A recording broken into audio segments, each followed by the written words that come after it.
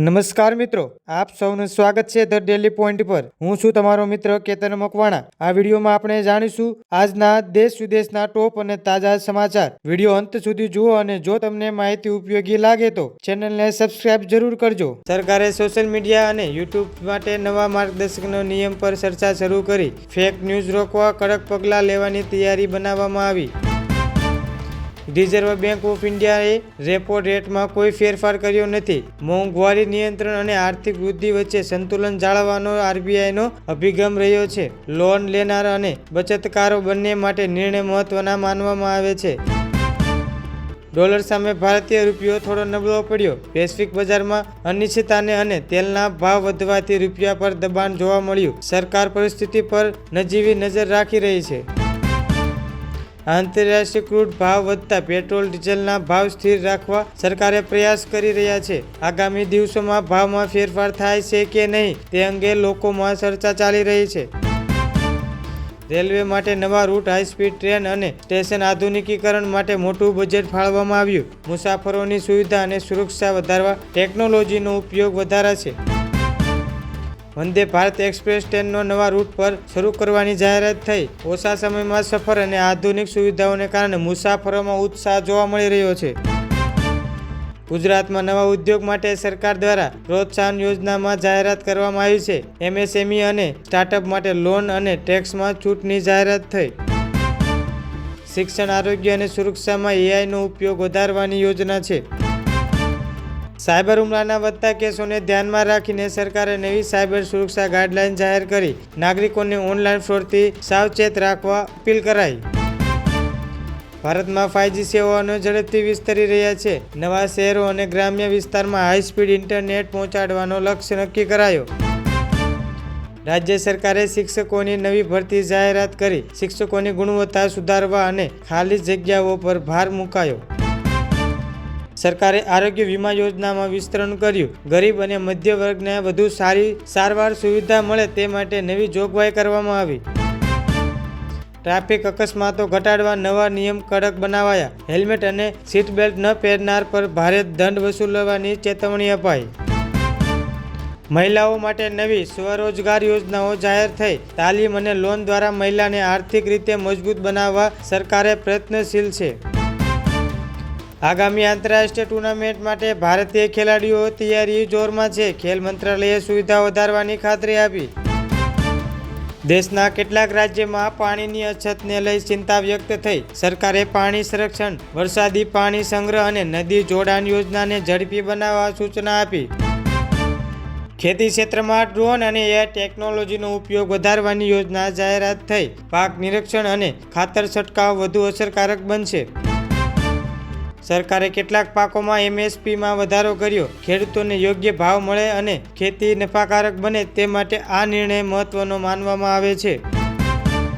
દૂધ ઉત્પાદકો માટે નવી સહાય યોજના જાહેરાત થઈ। પશુપાલકો ક્ષેત્રો માટે આવક વધારવા લોન અને સબસિડીની સુવિધા આપવામાં આવશે। યુવાનોને માટે નવા સ્કિલ ડેવલપમેન્ટ કોર્સ શરૂ કરાયા। આઈટી, મેન્યુફેક્ચરિંગ અને સર્વિસ સેક્ટર માટે તાલીમ આપવામાં આવશે। સરકારે નાગરિક સુરક્ષા માટે જનજાગૃતિ અભિયાન શરૂ કર્યું। આપત્તિ સમયે કેવી રીતે વર્તવું તેની માહિતી આપવામાં આવી। બજેટ પછી ઇન્કમ ટેક્સમાં સ્લેબમાં ફેરફારની જાહેરાત થઈ। 7 લાખ સુધીની આવક પર ટેક્સમાં છૂટ યથાવત રાખવામાં આવી। પગારધારકોને સ્ટાન્ડર્ડ ડિડક્શન વધારાથી રાહત મળશે એવી આશા વ્યક્ત થઈ।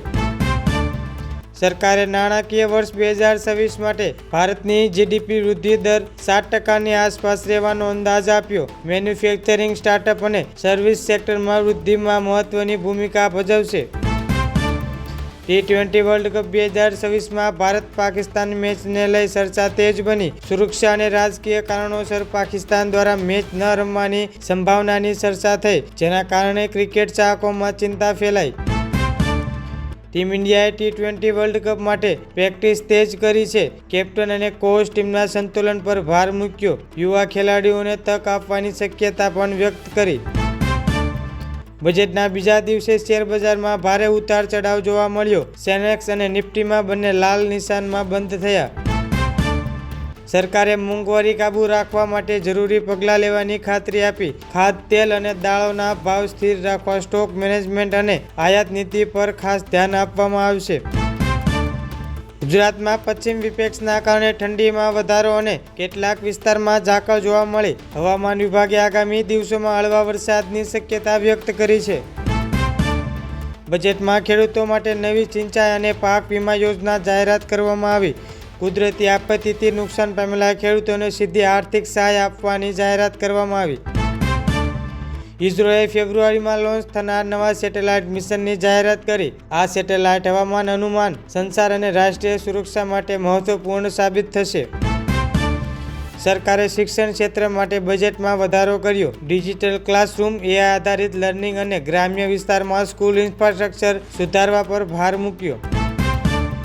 યુવાનોને રોજગાર આપવા નવી સ્કીમ જાહેર થઈ. સ્ટાર્ટઅપ અને MSMEને પ્રોત્સાહન આપી લાખો નવી નોકરીઓ સર્જવાનો લક્ષ્યાંક રાખવામાં આવ્યો.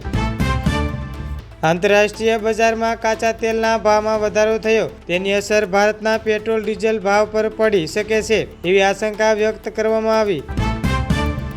ભારતમાં UPI અને ડિજિટલ પેમેન્ટનો ઉપયોગ નવા રેકોર્ડ પર પહોંચ્યો. સરકારે કેશલેસ અર્થવ્યવસ્થા તરફ વધુ એક પગલું ભર્યું. ચીન અને તાઇવાન વચ્ચે ફરી તણાવ વધ્યો. દક્ષિણ ચીન સાગરમાં સૈન્ય અભ્યાસને કારણે વૈશ્વિક રાજકારણમાં ચિંતા વધી.